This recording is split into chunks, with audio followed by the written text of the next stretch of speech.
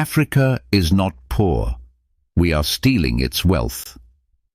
Nick Dearden, the director of Global Justice Now, challenges conventional narratives about Africa's poverty, arguing that the continent's wealth is being systematically extracted rather than generated for its own benefit. He suggests it's time to rethink how we discuss and perceive Africa.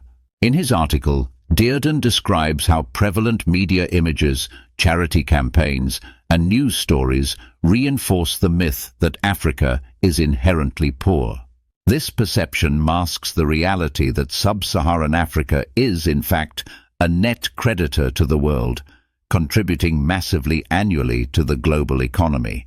While around $161 billion flows into the continent in the form of loans, remittances, and aid, a staggering $203 billion exits the region. A significant portion of this outflow stems from multinational corporations dodging taxes, siphoning off $68 billion. They do this by manipulating tax laws to claim profits in tax havens, a practice that robs Africa of essential revenue and constitutes approximately 6.1% of the continent's GDP. This amount is 3 times larger than the total aid Africa receives. Moreover, companies repatriate about $30 billion in profits generated in Africa, transferring them back to their home countries or other wealthy nations, with cities like London benefiting from this influx of wealth. This economic imbalance also extends to indirect exploitation, with an estimated $29 billion being lost annually to illegal logging, fishing, and wildlife trade. On top of these losses, Dearden highlights that Africa is owed $36 billion due to climate change-related damages. Africa, despite contributing the least to the climate crisis, is disproportionately affected by its consequences. Yet financial reparations for this damage remain elusive.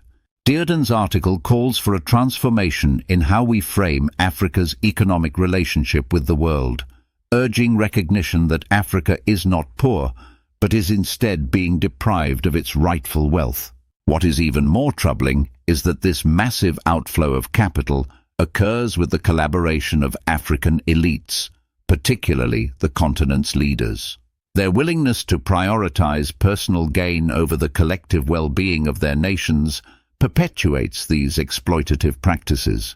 If Africa's leaders were to shift their focus from self-interest to genuine development, these exploitations could be halted, and the continent's wealth could remain within its borders to benefit its people.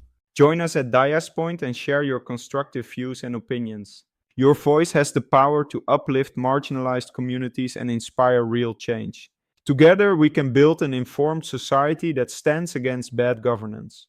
Watch, comment, and share Diaspoint articles with your network to help create a positive impact. Diaspoint, empowered by Africans in diaspora.